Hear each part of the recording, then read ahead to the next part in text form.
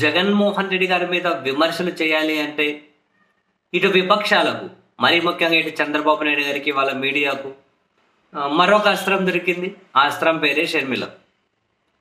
So Jagan గారిని target చేయాలి అని అనుకుంటే, సో అందుకేనేమో బహుశా షర్మిల గారి మీద ఎనలేని ప్రేమ ఆప్యాయతలు అయితే చూపెడుతూ ఉన్నారు. చంద్రబాబు నాయుడు గారు అయితే ప్రతి బహిరంగ సభ వేదిక మీద కూడా షర్మిల గారి మీద అలివి మాలిన అభిమానాన్ని చూపెడుతూ ఉన్నారు.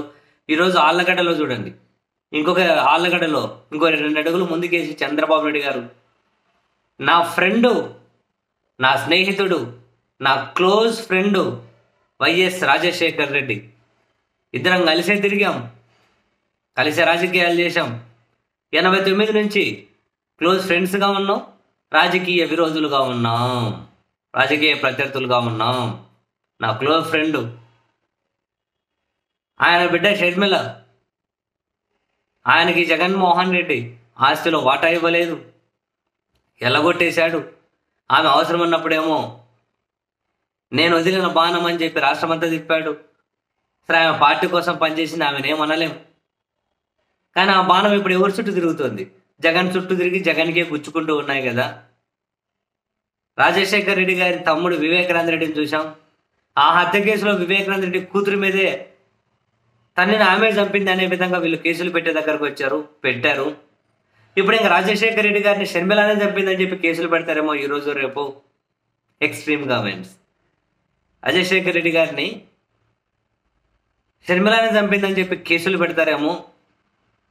అంత సైకోదను జగన్, అంత సైకో.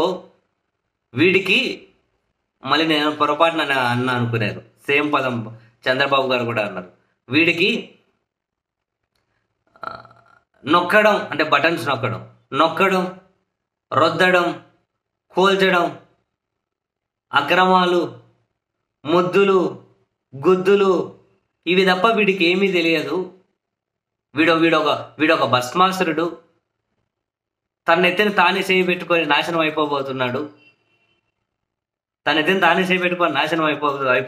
అయిపోబోతున్నాడు అని చెప్పి వీళ్ళు అంటున్నారు. కడుపుకు అన్నం తింటారా, ఇంకేమైనా తింటారా?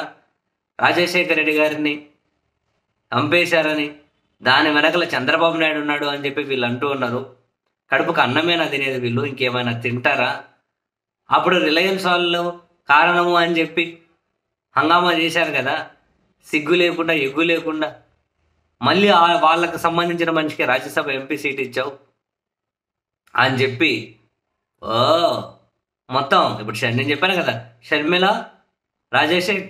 రాజశేఖర్ రెడ్డి, ఈ 2 అస్త్రాలు. రాజశేఖర్ రెడ్డి మీద ప్రేమ కురిపించడం ద్వారా, రాజశేఖర్ రెడ్డి గారి మీద ప్రేమ కురిపించడం ద్వారా, షర్మిల గారి మీద ప్రేమ కురిపించడం ద్వారా, జగన్మోహన్ రెడ్డి గారి మీద వ్యతిరేకత పెంచడం ద్వారా ఎంతో కొంత బలహీనమైతే మనకు ప్లస్సే కదా అన్నది చంద్రబాబు నాయుడు గారి ఆలోచన. సో వాళ్ళకు ఒక అస్త్రం దొరికితే వదిలిపెట్టుకోరుగా. సో చంద్రబాబు గారు అదే పని, దాన్ని ఇంకా పిండి పిండి పిండి పిండి పిండి వాడడం మొదలెడుతున్నారు. ఎన్నికలు వచ్చేసరికి ఇంకా ఎన్ని పీక్స్లో విమర్శలు ఉంటాయో, ఎలాంటి వ్యాఖ్యలు చూడాల్సి ఉంటుందో చూద్దాం.